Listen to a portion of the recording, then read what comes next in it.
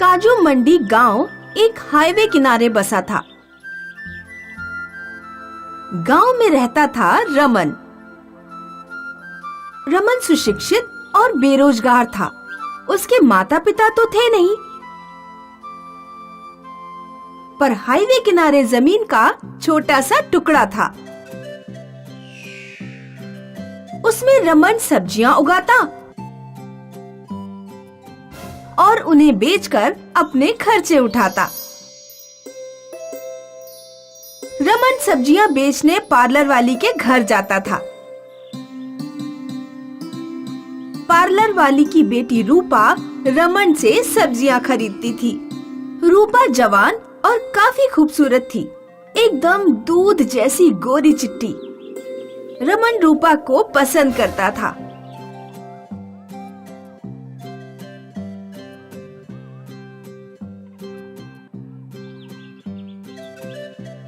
और रोज रोज सब्जियां बेचने उसके घर जाता था।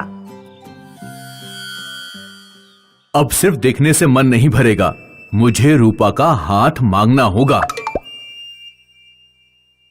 दूसरे दिन रमन सब्जी बेचने गया तो पार्लर वाली सब्जी खरीदने आई और मौके का फायदा उठाकर रमन ने बात छेड़ी। आंटी, मैं रूपा से शादी करना चाहता हूँ। ये सुनते ही पार्लर वाली एकदम से भड़क उठी। ओए, आलू प्याज की दुकान, जानता है मैं अपनी बेटी को दूध से नहलाती हूँ, सब्जियाँ मैं खाती हूँ और उसे दूध दही पनीर खिलाती हूँ। तू कर पाएगा ये? भिखमंगा कहीं का, चल फुट यहाँ से, दोबारा शक्ल मत दिखाना। ऐसा कहकर पार्लर वाली गुस्से में अंदर चली गई। निराश रमन भी वहाँ से लौटने लगा तो उसके पीछे रूपा खड़ी रो रही थी। क्या तुम भी मुझे गलत समझती हो? ना तुम गलत हो, ना मेरी माँ गलत है। मैं माँ का फैसला मानती हूँ। मुझे चाहते हो तो माँ का फैसला बदलो, बड़ी आदमी बनो।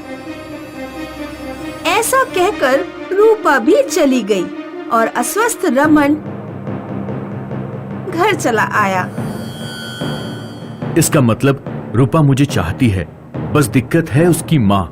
बड़ा आदमी बनने के लिए सब्जियों का व्यापार बढ़ाना होगा और उसके लिए चाहिए पानी।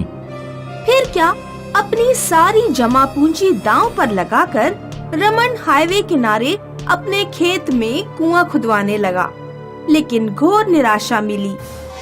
100 फीट गहराई के बाद भी एक बूंद पानी नहीं मिला और रमन हताश होकर रोने लगा। सारी जमा पूंजी दांव पर लगाई और बदले में क्या मिला? धूल, मिट्टी और पत्थर। रमन रो रहा था, तभी एक साधु बाबा आए और कहने लगे, रोने से कोई फायदा नहीं, ये जमीन शापित है, पानी की एक बूंद नहीं मिलेगी। ऐसा क्यों? हजारों साल पहले एक ऋषि कमंडलू में दूध लेकर यहाँ तपस्या करने आया था। जैसे ही उसने कमंडलू रखा, कमंडलू गिर गया और सारा दूध जमीन पी गई। क्रोधित होकर ऋषि ने जमीन को शाप दिया कि ये बूंद बूंद को तरसेगी। पंडित की बात सुनकर दुखी रमन घर चला आया और सो गया। रात को हाईवे से दूध का एक टैंकर गुजर रहा था। अचानक टैंकर पलटी हो गया और सारा दूध हाईवे से बहने लगा। सुबह हुई, रमन हाईवे आया तो उसने पलटा हुआ टैंकर देखा। रमन कुएं के पास आया तो कुएं में देखते ही देखते वो चकित हो गया।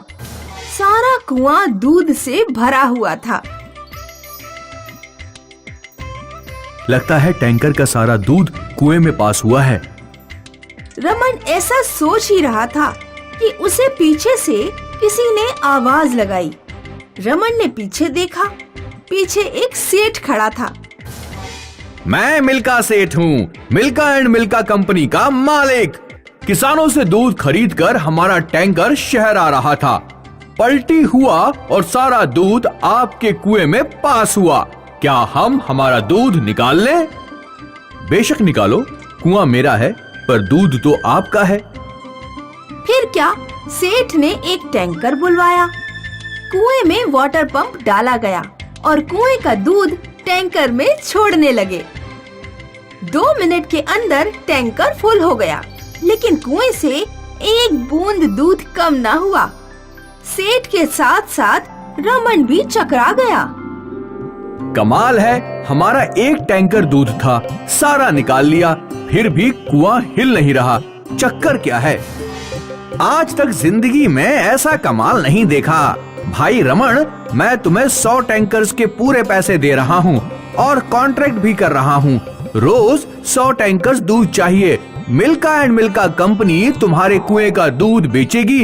ये लो 50 टैंकर्स के पूरे 1 करोड़ रुपए। सेठ ने रमन को 1 करोड़ थमाए तो रमन की खुशी आसमान छू गई। पूरे गांव में कुएं की बात फैल गई और सारा गांव कुआं देखने आया। पार्लर वाली भी रूपा को लेकर कुआं देखने आई तो रमन बोला, आंटी, रूपा दूध से नहाती थी, अब दूध में डुबकियां लगाएगी। 1 करोड़ पर डे कमा रहा हूँ। अब तो हाँ बोल दीजिए। कल सुबह चाय पर आ जाना, शादी की तारीख निकालनी है। ये सुनकर रूपा शर्माई और रमन भी खुश हो गया। दोपहर को साधु बाबा फिर आए और बोले, कुएं में दूध इसलिए आया क्योंकि टैंकर के दूध का कमंडलू के दूध के साथ मिलाप हुआ। अब ये कुआं कभी खाली नहीं होगा। जो भी हुआ अच्छा हुआ। ऋषि का शाप मेरे लिए वरदान साबित हुआ।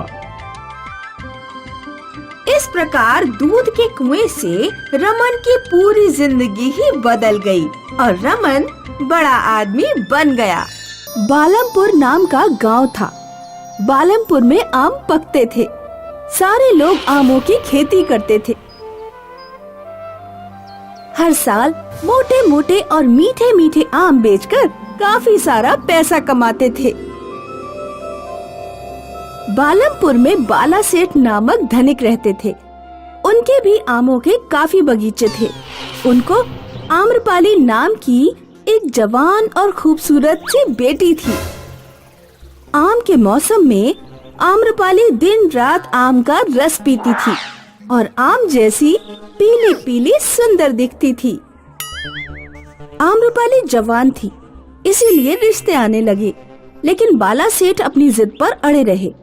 उन्हें चाहिए था शहरी दामाद, जिसका शहर में घर हो, नौकरी हो और मोटा सा पगार कमाता हो। भगवान ने बाला सेठ की सुन ली और आम्रपाली के लिए शहर से रिश्ता आया। लड़का डेप्यूटी कलेक्टर था। उसे देखते ही आम्रपाली पसंद आ गई। लड़के के पिता ने भी आम्रपाली को पसंद किया, लेकिन दिक्कत थी लड़के की माँ। उसके तेवर देखकर बाला सेठ परेशान हो गए। लड़का बाला सेठ की परेशानी समझ गया और हल्का होने के बहाने उन्हें आम के बगीचे में लेकर आया। माँ को गांव वाली बहू पसंद नहीं है। मेरी पसंद को वो मना नहीं करेगी, लेकिन शादी में इंतजाम बढ़िया होना चाहिए। सारे बाराती खुश होने चाहिए। माँ ऐसी शादी चाहती है जो ना तो किसी ने देखी हो और ना कभी कोई देखेगा। आपने ऐसा इंतजाम किया तो बात बन जाएगी, नहीं तो शादी के बाद भी माँ आम्रपाली से नाराज रहेगी। शादी की तारीख पक्की करके लड़के वाले चले गए और बाला सेठ परेशान हो गए। दोस्तों को बुलाकर उनके साथ चर्चा करने लगे। ऐसा क्या करें कि बाराती आंखें फाड़ कर देखते रह जाएं? शहर में शादी रखें डेस्टिनेशन वेडिंग, या फिर इवेंट मैनेजमेंट वालों को बुला लेते हैं। नहीं यार, उन लोगों के लिए नया नहीं है। नया सोचो, नया। आमरस पिलाकर भगा दीजिएगा बारातियों को। उनके नखरे उठाने के लिए हमारे पास पैसों का तालाब थोड़े है। अचानक बाला सेठ एकदम से उठ खड़े हुए। उन्हें उत्साहित देखकर दोस्त और आम्रपाली भी चौंक गए। तालाब, पानी, आमरस। अरे बाला, क्या हो गया है तुम्हें? शिवा, तालाब में पानी कितना बचा है? गर्मियों में कितना बचेगा? होगा कोई 10 टैंकर। भीमा, आम की उपज कितनी है इस साल? पिछले 10 साल में नहीं हुई इतनी उपज है।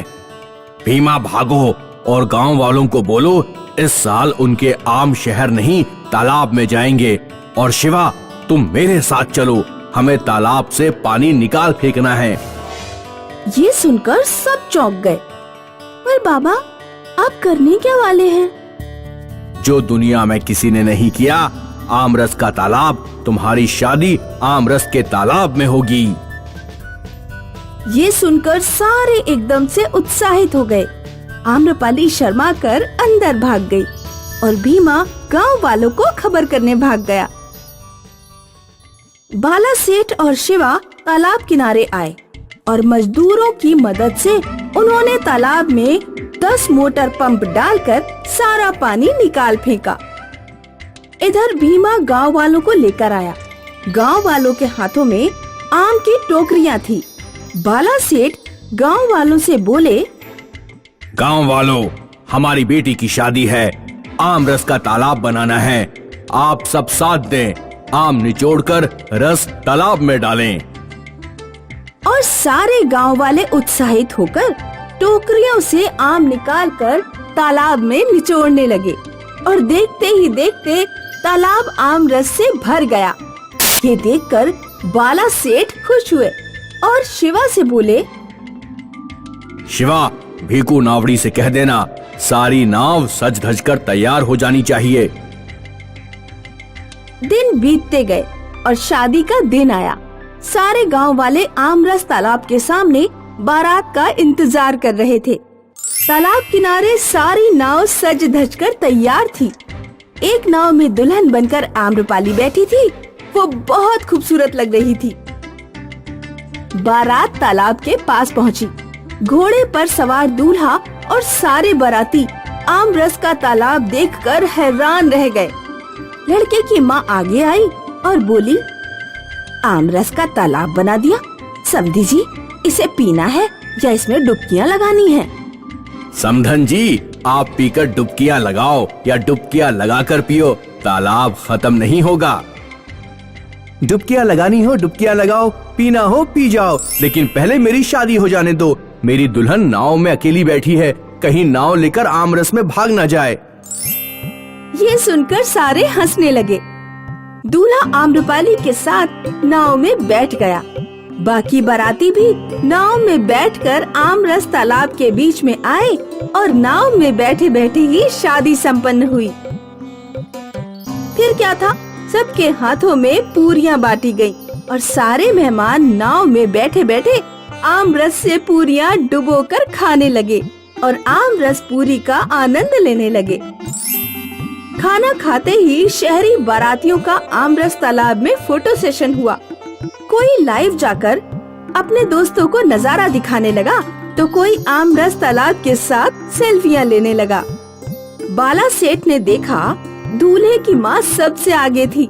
हर एक बाराती के साथ आमरस तालाब की सेल्फी ले रही थी और सोशल मीडिया पर अपलोड कर रही थी। आम्रपाली भी दूल्हे के साथ मीठी मीठी बातें कर रही थी।